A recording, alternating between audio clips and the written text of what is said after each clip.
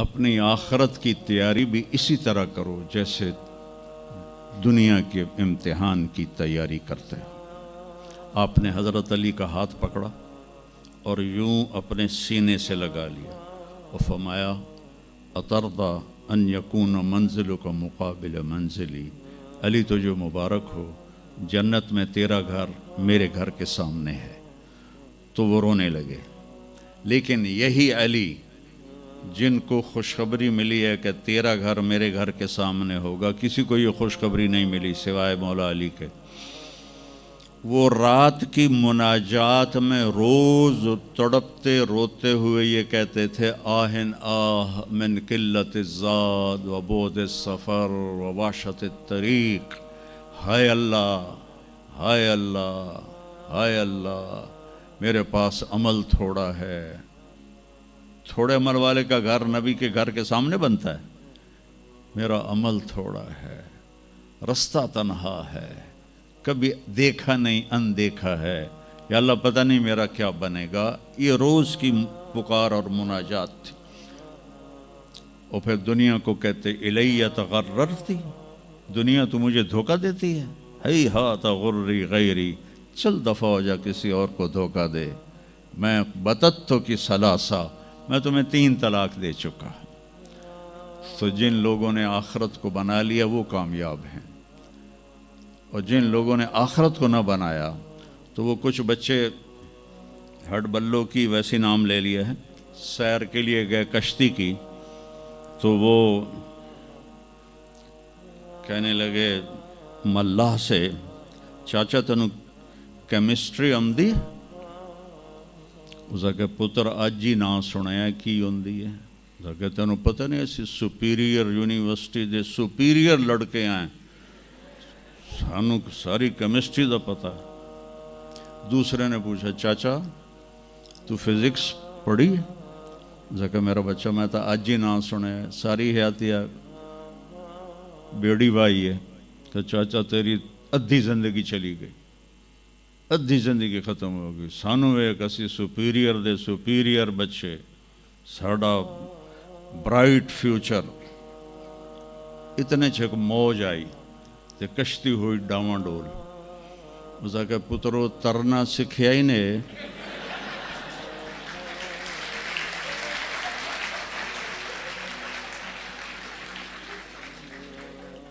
وہ آکھن لگے کوئی نہیں سکھیا، سوئمنگ پول کوئی نہیں سپیریئر ہے۔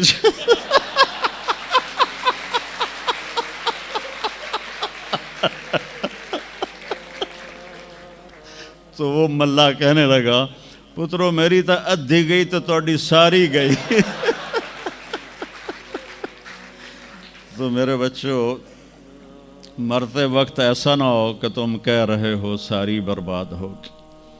اپنی زندگی، اپنے نبی کی زندگی پڑھو۔ چند تو فرائض ہیں جو میں نے ابھی پہلے گنائے ہیں، اس کے علاوہ سچ انسان کو عزت دیتا ہے، دیانتداری انسان کو عزت دیتی ہے، رزق حلال انسان کو بلند مقام باوقار بناتا ہے، اور اچھے اخلاق فرشتوں سے بھی اوپر اس کو لے جاتے ہیں۔ آپ نے فرمایا جس کے اخلاق اچھے ہوں گے میں جنت الفردوس میں گھر لے کر دوں گا۔ تو نماز کی عادت ڈالو۔ کچھ بچے جی نہیں پڑھی جاندی، کچھ دن میں کوئی ایک نماز ضرور پڑھو، جمعہ پڑھو، ایک نماز ضرور، پھر وہ 2 ہو جائیں گی، پھر وہ 3 ہو جائیں گی، پھر وہ 4 ہو جائیں گی، پھر وہ 5 ہو جائیں گی۔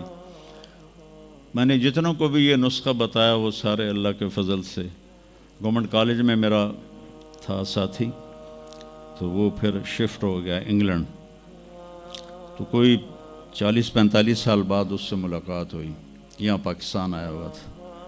تو میں نے کہا کہ نماز پڑھتے ہو؟ کہنے لگا نہیں۔ جمعہ؟ کہنے لگا نہیں۔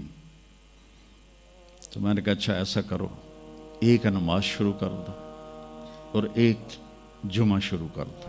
یہ ایک فرد کا واقعہ نہیں، ایسے میں ہزاروں بچوں پر بچیوں پر تجربہ کر چکا ہوں، اور وہ 5 وقت کے نمازی بن گئے۔ تو 2 دن کے بعد فون پہ بات ہوئی تو کہنے لگا یار تو مینو ایک دسی آئی میں تو پنجے شروع کر دیتی ہیں. وہ ڈرنکنگ بھی کرتا تھا, کالج کے زمانے میں بھی کرتا تھا. کہنے لگا لو جب میں نے نماز شروع کی تو میں نے کہا میری توبہ, میں شراب کو بھی ہاتھ نہیں لگاؤں گا. نماز ایسی چیز اپنی زندگی, اگر کسی کے لیے رخصت ہوتی تو حضرت امام حسین علیہ السلام کے لیے رخصت ہوتی میدان کربلا میں. لیکن کیا جنت کے سردار, جنت کے نوجوانوں کے سردار, اور جنگ سے پہلے اونگ آ گئی اور آنکھ کھلی تو مسکرانے لگے.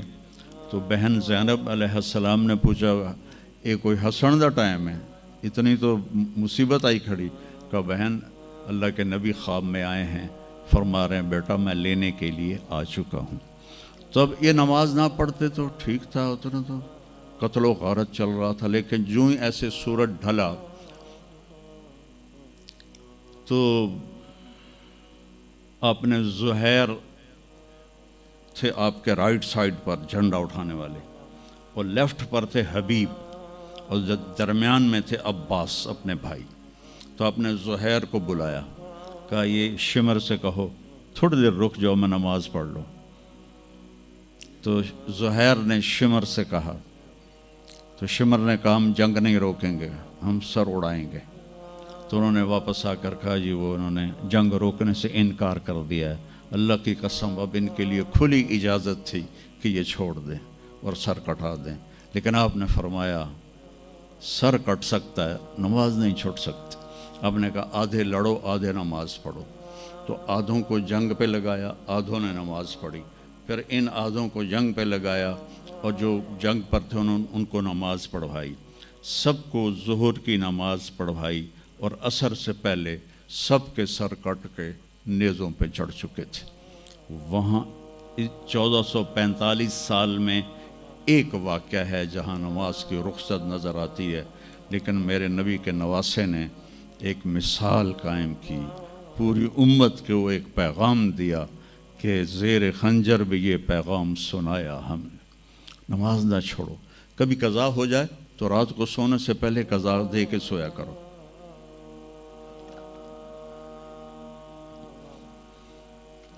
آپس میں کوئی لڑے ہوئے ہو تو کم از کم آج اتنی میری مان کے اٹھنا کہ صلح کر لینا. یہ کوئی بچیاں آپس میں کسی سے بول چال بند ہو, یا آپ بچوں کی آپس میں کوئی بول چال بند ہو, تو ایک دوسرے کو معاف کر دینا. اس سے آپ کے دلوں میں علم کی روشنی زیادہ آئے گی. آپ کے دل میں بغض ہوگا تو علم آئے گا نہیں. تو اگر اپنے حافظے کو اچھا کرنا ہے, اگر اپنے حافظے کو, تو دل سے سب کی نفرت نکال دو, اور پیٹ بھر کے کھانا نہ کھاؤ, اور اپنی نظروں کی حفاظت کرو. آپ کا حافظہ 16 سال والا رہے گا 70 سال تک. حافظے کو خراب کرنے والی یہ چیزیں ہیں. پھر جن سے پڑھتے ہو ان کو عزت دو, ان کا ادب کرو, ان کا احترام کرو. باب العلم ہے حضرت مولا علی کا, میں غلام ہوں اس کا جو مجھے ایک لفظ نہیں ایک حرف, جو مجھے ایک حرف بھی سکھا دے علم کا, میں اس کا غلام ہوں. تو جو آپ کے ٹیچر ہیں یا لیڈی ٹیچر ہیں, جو آپ کو جو کچھ بھی پڑھاتے ہیں, ان کا احسان ہے آپ پر. آپ ان کو عزت دیں, ان کو احترام دیں. ان میں سے کوئی دعا دے دے گا آپ کا کام بن جائے گا. تو میں اسکول میں تو دعائیں لے نہ سکا استادوں کی, لیکن جب میں مدرسے میں داخل ہوا تو میں نے اپنے سارے استادوں کی دعا لی ہوئی ہے, ان کی عزت اور ان کے احترام سے. تو چونکہ آج کل بہت زیادہ آزاد ماحول ہو گیا ہے, تو وہ اپنے ٹیچر کو ایزی لیتے ہیں کہ کوئی ان کی بےعزتی کر دے, کوئی ان کے آگے بگڑ جائے تو اس کو برا نہیں سمجھا جاتا. لیکن بیٹا کتاب ایک ذریعہ ہے, علم آسمان سے آتا ہے, اور اس کے میں ذریعہ استاد ہوتا ہے.